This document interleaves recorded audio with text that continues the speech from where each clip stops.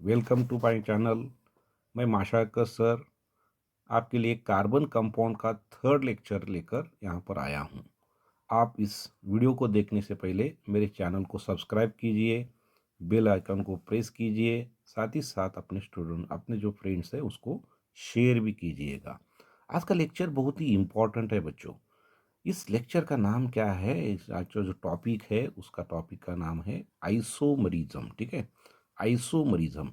ये आगे आप जब नीट को जाते हैं या जेई मेंस को बारे में पढ़ाई करते हैं तब ये कंसेप्ट बहुत ही इम्पोर्टेंट है, आइसोमरिज्म। ठीक है बच्चों, देखेंगे आइसोमरिज्म का मतलब क्या होता है।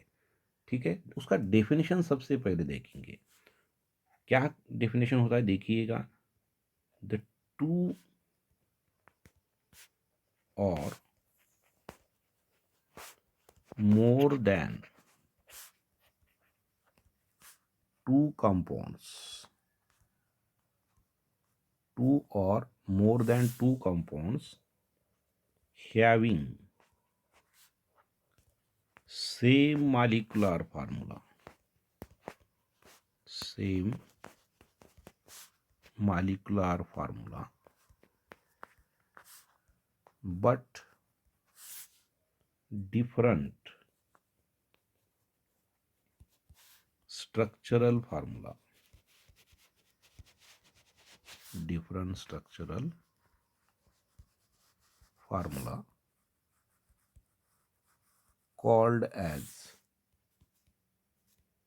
isomers, called as isomers. The phenomenon, the phenomenon is called as isomerism. ठीक है बच्चों, जानते हैं अब क्या है ये? जो कि दो और दो से ज़्यादा कंपाउंड जो होते हैं उनका क्या होना है? सेम मॉलिक्यूलर फार्मूला होना जरूरी है। और स्ट्रक्चर जो होता है वो डिफरेंट स्ट्रक्चरल फार्मूला होना जरूरी है।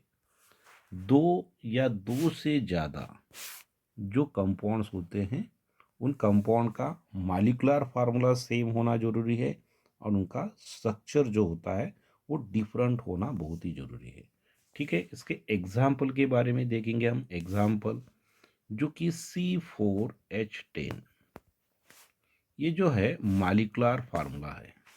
ठीक है बच्चों, मॉलिक्यूलर फार्मूला। इसके हम दो या दो से ज़्यादा कंपाउंड बनाना जरूरी है, सेम मॉलिक्यूलर फार्मूला होना जरूरी है और उसके मोर देन वन जो होना है स्ट्रक्चरल फार्मूला होना है।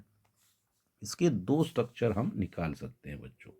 पहला वाला जो स्ट्रक्चर है यानी कि 4 कार्बन होने की वजह से पहला वाला जो स्ट्रक्चर है तो वो इस तरीके से हम निकालते हैं, जिसमें हम नाम देते हैं इसका एन ब्यूटेन। ये जो स्ट्रक्चर है क्या है? N butane. या सिंपली इसे तुम ब्यूटेन भी कह सकते हैं, ब्यूटेन। ठीक है, दूसरा वाला जो स्ट्रक्चर है वो स्ट्रक्चर ऐसा है CH3, यानी कि CH यहाँ पर CH3 और एक CH3 यहाँ पर हम ऊपर लिखेंगे। इसका मतलब जो होगा ये है आइसोब्यूटेन। आइसोब्यूटेन हम इसे कहते हैं। या दूसरा नाम आप देख सकते हैं यहाँ पर 2 मीथिल। 2 नंबर के ऊपर मीथिल है और 3 कार्बन की चेन नीचे है, यानी कि मतलब प्रोपेन हो गया, 2 मीथिल प्रोपेन। ठीक है बच्चों, तो यहाँ पर देख सकते हैं हम दो स्ट्रक्चर यहाँ पर बना चुके हैं। दो स्ट्रक्चर यानी कि सेम मॉलिक्यूलर फार्मूला और दो से ज़्यादा वहाँ हम उसके स्ट्रक्चर बना चुके हैं। इसका मतलब ये क्या हो गया? उसके आइसोमर्स, यानी कि जो C4H10 है उसके दो आइसोमर्स होते हैं बच्चों। ठीक है, समझ में आ रहा है आपको? दो आइसोमर। एग्जाम्पल सेकेंड हम जाते हैं, एग्जाम्पल सेकेंड की ओर, यानी कि C5H12, यानी कि उसका आगे वाला एग्जाम्पल हम यहाँ पर लेते हैं, C5H12। अब इसमें कितने आइसोमर्स बना सकते हैं? ठीक है बच्चों, तो इसमें हम 3 आइसोमर बना सकते हैं। पहला वाला जो आइसोमर है जिसमें आप 5 कार्बन को स्ट्रेट चेन में यहाँ पर एक स्ट्रक्चर बना सकते हैं। यानी कि ये हो गया CH3, CH2, CH2, CH2 और ये CH3। इसका मतलब क्या हो गया, ये हो गया N पेंटेन। ये स्ट्रक्चर क्या हो गया, N पेंटेन।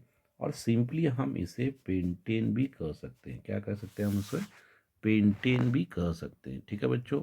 और दूसरा वाला जो स्ट्रक्चर है, सेकेंड स्ट्रक्चर जो है, यहाँ पर हम इसका ऐसा बना सकते हैं CH3, CH, उसके बाद यहाँ पर CH2, CH3 और ये जो है CH3। यानी कि इसको हम बोल सकते हैं आइसोपेंटेन। क्या बोलते हैं हम इसे, आइसोपेंटेन। ठीक है। हम इसे आइसो क्यों कहेंगे, ठीक है बच्चों, आइसो क्यों कहना है हमें इसे, तो ये आगे मैं नॉमेनक्लेचर में बोलूँगा आपको कि आइसो किस लिए इसको हम कह सकते हैं। ठीक है बच्चों। उसके बाद दूसरा नाम इसका जो होता है वो होता है 2 मिथिल। यानी कि 2 नंबर के ऊपर मिथिल है और नीचे वाला जो चेन है उसमें 4 कार्बन है। 4 कार्बन होने की वजह से हम उसे ब्यूटेन, यानी कि इसका जो IUPAC नेम होता है वो होता है 2 मिथिल ब्यूटेन। और आइसोपेंटेन जो है उसका कॉमन नेम है बच्चों। क्या नाम है उसका, कॉमन नेम। और जो तीसरा वाला स्ट्रक्चर है, वो तीसरा वाला स्ट्रक्चर इस तरीके से बनता है CS3 ऊपर, यहाँ पर CS3 और यहाँ पर CS3। ठीक है बच्चों। इस तरीके से हम इसे क्या बोलते हैं, नियोपेंटेन। क्या बोलते हैं हम इसको, नियोपेंटेन। ये कॉमन नेम है इस कंपाउंड का, क्या है, कॉमन नेम है। और उसके बाद IUPAC जो नेम होता है वो होता है इसका 2,2 डाइमिथिल। यानी कि 2 नंबर के ऊपर 2 मिथिल है, एक ऊपर एक नीचे दिया है, 2,2 डाइमिथिल। और जो चेन बचता है उसमें 3 कार्बन है, इसलिए उसका नाम, 3 का जो चेन होता है उसे हम प्रोपेन कहते हैं। ये IUPAC में हम डिटेल में जानकारी लेंगे। ठीक है बच्चों।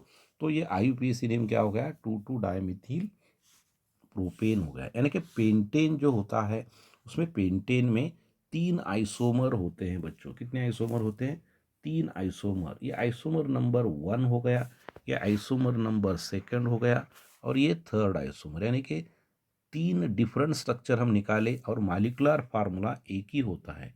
एक मालिकुलर फार्मूला और 2 या 2 से ज़्यादा उसके अगर हम स्ट्रक्चर निकाल सकते हैं तो उसे हम बोलते हैं आइसोमरिज्म। ये जो होता है ये स्ट्रक्चरल आइसोमरिज्म। इसे हम क्या कहते हैं, इसे हम स्ट्रक्चरल आइसोमरिज्म। ठीक है बच्चों। और भी थोड़ा सा इंटरेस्ट बना देंगे इसको हम। एग्जाम्पल नंबर 3, यानी कि C6 हो गया है ना, H14, यानी कि ये हो गया इसका मालिकुलर फार्मूला। Molecular formula. अब इसके हम क्या करते हैं, स्ट्रक्चर को निकालने की कोशिश करते हैं। ठीक है बच्चों। इसके स्ट्रक्चर, स्ट्रक्चर नंबर 1 हम क्या करेंगे, थोड़ा सा डिटेल में जानकारी लेंगे। यानी कि इसके कितने स्ट्रक्चर होते हैं बच्चों। पहला स्ट्रक्चर हम यहाँ पर शुरू करेंगे, 6 कार्बन को स्ट्रेट चेन में रखते हैं। कार्बन की वैलेंसी क्या होती है, यानी कि कार्बन की वैलेंसी 4 होती है। इसलिए हर कार्बन का हम वैलेंसी 4 मेंटेन करेंगे। यानी कि वो 4 बॉन्ड अपने साथ बना लेता है। ठीक है बच्चों। हो गए 4 बॉन्ड इसके, सभी के सब कार्बन के 4 बॉन्ड। यानी कि स्ट्रक्चर जो होता है वो कैसा होता है, CH3 पहले वाला कार्बन, दूसरा कार्बन क्या है CH2, तीसरा कार्बन CH2, उसके बाद CH2, उसके बाद CH2, उसके बाद CH3। यानी कि 6 कार्बन हो गए। इसका नाम हमने लिख दिया है एन हेक्सेन। क्या नाम हो गया इसका, एन हेक्सेन। और सिंपली इसे बोलते हैं हम हेक्सेन भी बोलते हैं, IUPAC नेम एन हेक्सेन एक कॉमन नेम हो गया। स्ट्रक्चर नंबर 2 को हम निकाल देते हैं बच्चों। अब हमें क्या करना है कि जो कार्बन है उसमें से सिर्फ 5 कार्बन को रखना है। एक कार्बन उठाकर टर्मिनल कार्बन को छोड़ के रखना है। ये टर्मिनल कार्बन को छोड़ के अगर हम एक यहाँ पर कार्बन को अटैचमेंट करते हैं और सभी कार्बन की वैलेंसी हमें क्या करना है, 4 वैलेंसी सेटिस्फाई करना है। हम 4 वैलेंसी सभी के सेटिस्फाई करते हैं यहाँ पर। ठीक है बच्चों। ये 4 वैलेंसी हमने सेटिस्फाई किया है। इससे अगर स्ट्रक्चर को निकालते हैं क्या होता है, CH3, ये हो गया CH2, ये हो गया CH2, यहाँ पर हो गया CH, यहाँ पर हो गया CH3 और यहाँ पर हो गया CH3। इसका मतलब क्या हो गया, ये आइसोहेक्सेन। क्या हो गया ये? आइसोहेक्सेन हो गया। और इसको हम दूसरा नाम देते हैं 2 मिथिल। 2 नंबर के ऊपर आप देख सकते हैं मिथिल ग्रुप है, ये 1 2 3 4 और 5, 2 मिथिल। और 5 कार्बन का चेन है, मतलब ये हो गया पेंटेन। ठीक है बच्चों, तो ये नॉमेनक्लेचर मैंने बोला है, डिटेल में लेना है हमें। स्ट्रक्चर नंबर 3 को हम निकालेंगे अब। स्ट्रक्चर नंबर 3, ठीक है बच्चों। अब स्ट्रक्चर नंबर 3 क्या होता है? 1 2 3 4, है ना। इसको हम 5 कार्बन के हिसाब से बनाते हैं, यानी कि एक वाला स्ट्रक्चर इसमें हम बना सकते हैं। ये CH3 हो गया, ये CH2 हो गया, ये CH हो गया, ये CH2 हो गया, ये CH3 हो गया। यानी कि कितने कार्बन हो गए इसमें? 6 कार्बन हो गए। ठीक है बच्चों, इसमें 6 कार्बन हम बना चुके हैं। और ये स्ट्रक्चर जो होता है, इसमें आप देख सकते हैं 3 मिथिल पेंटेन। क्या हो गया ये? 3 मिथिल पेंटेन। उसके बाद हम स्ट्रक्चर नंबर 4 को निकालने की कोशिश करते हैं। Structure number 4। अब स्ट्रक्चर नंबर 4 में क्या होता है? यानी कि कार्बन जो होता है उसमें हम 4 कार्बन को रखते हैं। यानी कि ये जो कार्बन होते हैं इस तरीके से यहाँ पर, इसका मतलब ये CH3 हो गया, ये CH3 हो गया, ये CH3 हो गया, ये CH2। वैलेंसी सेटिस्फाई करना है हमें, हर कार्बन की वैलेंसी को हमको 4 बनाना है। यानी कि ये जो एग्जाम्पल हो गया, ये हो गया नियोहेक्सेन। क्या हो गया ये? नियोहेक्सेन। और नियोहेक्सेन जो होता है उसका दूसरा नाम है 2,2-डाइमिथिल। 2 नंबर के ऊपर 2 मिथिल है, यानी कि 2,2-डाइमिथिल। और 4 कार्बन का चेन जो मेन है उसे हम बोलेंगे ब्यूटेन। ये क्या हो गया? 2,2-डाइमिथिल ब्यूटेन। उसके बाद 5th नंबर का जो स्ट्रक्चर होता है, अब इसमें क्या करेंगे? ये जो 5th नंबर या फाइनल स्ट्रक्चर इसमें आता है इस तरीके से, यानी कि यहाँ पर एक CH3 होता है और यहाँ पर एक CH3 हम लिखते हैं। यानी कि 2 नंबर और 3 नंबर के ऊपर मिथिल है, इसलिए हम इसको लिखते हैं 2,3-डाइमिथिल। और 4 कार्बन का चेन है, इसे हम बोलेंगे ब्यूटेन। समझ में आया बच्चों? यानी कि जो 6 कार्बन का जो अल्केन है उसमें 5 आइसोमर्स हम देखते हैं। ठीक है, पहला क्या हो गया? ब्यूटेन। ठीक है बच्चों, दूसरा क्या हो गया? पेंटेन। उसके बाद क्या आ गया? हेक्सेन।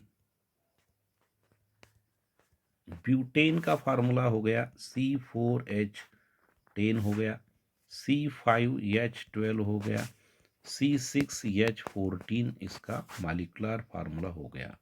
उसके बाद पॉसिबल आइसोमर, उसके पॉसिबल आइसोमर कितने होते हैं? ये बहुत ही इम्पॉर्टेंट है, MCQ में इसे पूछा जाता है।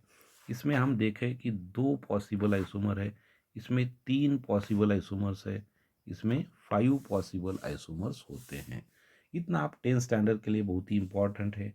आगे जाकर आप पढ़ाएंगे, जब PUC कॉलेज या 11th स्टैंडर्ड में आप जाएंगे तो वहाँ पर आप देख सकते हैं कि इसके बहुत सारे एग्जाम्पल वहाँ पर होते हैं। यानी कि 10 कार्बन के इसमें अंदर कितना पॉसिबल आइसोमर्स, ये सभी आप यहाँ वहाँ पर अच्छी तरह से पढ़ सकते हैं। ठीक है बच्चों, ये हो गया कंपाउंड और उसके पॉसिबल आइसोमर्स। ठीक है बच्चों, अल्केन में हमने देखा है कितना पॉसिबल आइसोमर्स होते हैं, ये सभी को हम बोलते हैं स्ट्रक्चरल आइसोमरिज्म।